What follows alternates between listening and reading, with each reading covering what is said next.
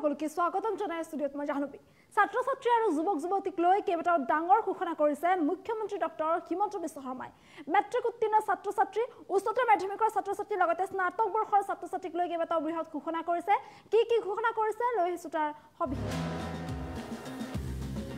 ৰাজ্যৰ লাখ লাখ শিক্ষাৰ্থীৰ বাবে মুখ্যমন্ত্ৰীৰ সাতটা ডাঙৰ ঘোষণা শিক্ষাৰ্থীসকলৰ বাবে বৃহৎ ঘোষণা কৰিছে মুখ্যমন্ত্ৰীগৰাকীয়ে মেট্ৰিক পাছ কৰা লাখ লাখ শিক্ষাৰ্থীৰ বাবে আছে ভাল খবৰ এই বৰ্ষত যিসকলে মেট্ৰিক উত্তীৰ্ণ হৈছে তেওঁলোকৰ বাবে ভাল খবৰ প্ৰতিগৰাকী শিক্ষাৰ্থীৰে নাম ভৰ্তি হ'ব বিনামূলীয়া মেট্ৰিক উত্তীৰ্ণ শিক্ষাৰ্থীসকলৰ নাম ভৰ্তি এইবাৰ হ'ব বিনামূলীয়া প্ৰতিগৰাকী ছাত্ৰীৰ একাউণ্টত সোমাব 10,000 কোটি টকা কেৱল এবছৰৰ বাবে নহয় এবছৰৰ বাবে তেওঁলোকে ধন পাব বুলি ভাবিব নালাগে এবছৰ বুলি নহয়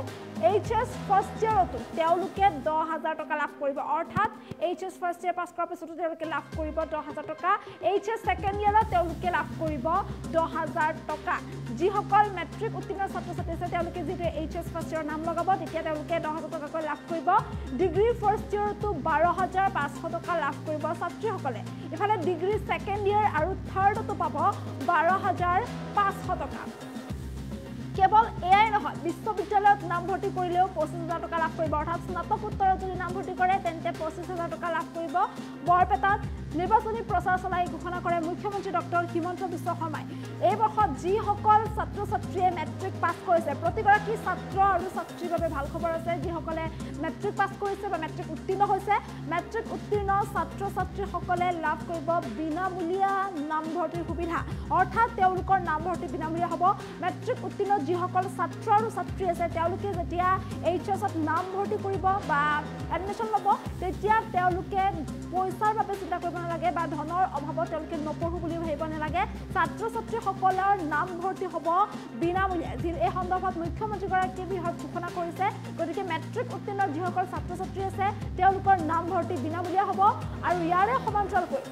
কেৱল এবছৰ বাবে নহয় আনকি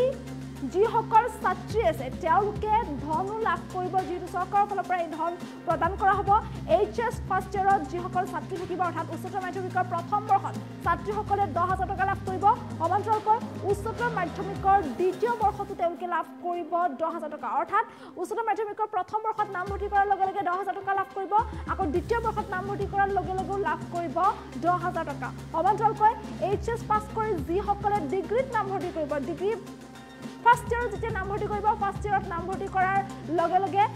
ডিগ্ৰীৰ ষ্টুডেণ্টখিনিয়ে বা ডিগ্ৰীৰ ছাত্ৰীসকলে লাভ কৰিব 12,500 টকা আকৌ ডিগ্ৰী ফাৰ্ষ্ট ইয়াৰৰ পৰা যেতিয়া ডিগ্ৰী ফাৰ্ষ্ট ইয়াৰ পাছ কৰি ডিগ্ৰী ছেকেণ্ড ইয়াৰত নাম লগাব ডিগ্ৰী ছেকেণ্ড ইয়াৰত নাম ভৰ্তি কৰাৰ লগে লগে যিসকল ছাত্ৰী থাকিব এই ছাত্ৰীসকলে পুনৰ 12,500 টকা লাভ কৰিব আকৌ ডিগ্ৰী ছেকেণ্ড ইয়াৰ পাছ কৰি ডিগ্ৰী থাৰ্ড ইয়াৰত যেতিয়া নাম ভৰ্তি কৰিব তেতিয়া ছাত্ৰীসকলে পুনৰ 12,500 টকা লাভ কৰিব ইয়াৰে সমান্তৰালকৈ ডিগ্ৰী যিসকলে কমপ্লিট কৰিব ডিগ্ৰী যিসকলে সম্পূৰ্ণ কৰিব অৰ্থাৎ স্নাতক যিসকলে সম্পূৰ্ণ কৰিব স্নাতক সম্পূৰ্ণ কৰি স্নাতকোত্তৰত যেতিয়া নাম ভৰ্তি কৰিব বা বিশ্ববিদ্যালয়ত যেতিয়া নাম ভৰ্তি কৰিব তেতিয়াও তেওঁলোকে 25,000 কোটি টকা লাভ কৰিব যিহেতু ছাত্ৰ ছাত্ৰীসকলক লৈ এইদৰে এতিয়া বৃহৎ ঘোষণা কৰিছে মুখ্যমন্ত্ৰীগৰাকীয়ে আৰু নিৰ্বাচনী প্ৰচাৰ চলাই বৰপেটাত এই মন্তব্য কৰিছে মুখ্যমন্ত্ৰী ডক্টৰ হিমন্ত বিশ্ব শৰ্মাই যিসকল ছাত্ৰ ছাত্ৰী আছে তেওঁলোকৰ বাবে নিশ্চয়কৈ ভাল খবৰ সমান্তৰালকৈ যিসকল ছাত্ৰ ছাত্ৰী আছে মেট্ৰিক উত্তীৰ্ণ তেওঁলোকৰো নাম ভৰ্তি হৈ পৰিব বিনামূলীয়া যিটো এই সন্দৰ্ভত ঘোষণা কৰিছে মুখ্যমন্ত্ৰীগৰাকীয়ে এই সন্দৰ্ভত মুখ্যমন্ত্ৰীগৰাকীৰ মন্তব্য আমাৰ সৈতে আছে শুনাবলৈ চেষ্টা কৰিছোঁ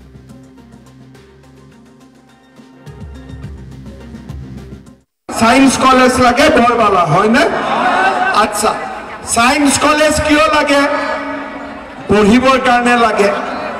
এতিয়া মই যিসকল বাবা মা আজিৰ মিটিঙত আছে সব বাবা মাক মই এটা ৰিকুৱেষ্ট কৰিম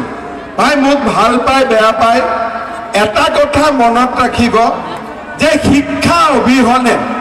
আমি বহুত দূৰ আগবাঢ়িব নোৱাৰো হয়নে সেইকাৰণে এইবাৰ যি ল'ৰা ছোৱালী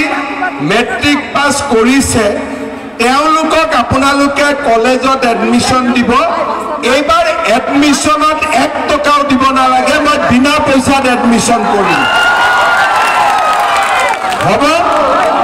তাৰপিছত আমাৰ গাঁওবিলাকত প্ৰতি শুনি থাকক আমাৰ গাঁওবিলাকত ল'ৰা আৰু ছোৱালী দুইটাকে বাপেক মাকে পঢ়াব নোৱাৰে, সেইকাৰণে ছোৱালীজনীক সোনকালে বিয়া দি দিয়ে, হয়নে? এইবাৰ মই কৈছোঁ যে আজিকালি অসমত চাকৰি যে ওলায় 30% চাকৰি ছোৱালীৰ কাৰণে ৰিজাৰ্ভেশ্যন থাকে। এই যে পুলিচতো দেখিছে কিমান ছোৱালীয়ে চাকৰি পাইছে, আপোনালোকে দেখিছে।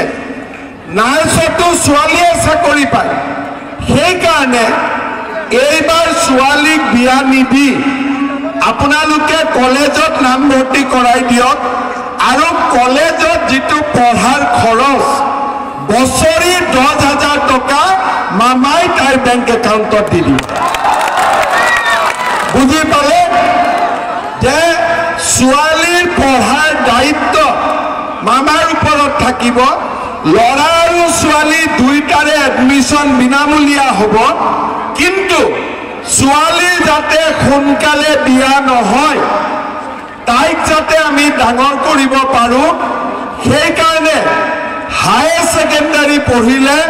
ছোৱালীয়ে 10,000 পাব, ডিগ্ৰী পঢ়িলে 12,500 পাব, আৰু ইউনিভাৰ্চিটিত পঢ়িলে 25,000 টকা কৰি বছৰত মই দিম। বুজি পালে? সায়েন্স কলেজ লাগে বৰবালা, হয়নে? আচ্ছা, সায়েন্স কলেজ কিয় লাগে? পঢ়িবৰ কাৰণে লাগে। এতিয়া মই যিসকল বাবা মা আজিৰ মিটিঙত আছে, সব বাবা মাক মই এটা ৰিকুৱেষ্ট কৰিম। ভাই, মোক ভাল পায় বেয়া পায়, এটা কথা মনত ৰাখিব যে শিক্ষা অবিহনে আমি বহুত দূৰ আগবাঢ়িব নোৱাৰোঁ, হয়নে? সেইকাৰণে এইবাৰ যি ল'ৰা ছোৱালী মেট্ৰিক পাছ কৰিছে তেওঁলোকক আপোনালোকে কলেজত এডমিশ্যন দিব। এইবাৰ এডমিশ্যনত 1 টকাও দিব নালাগে, মই বিনা পইচাত এডমিশ্যন কৰিম,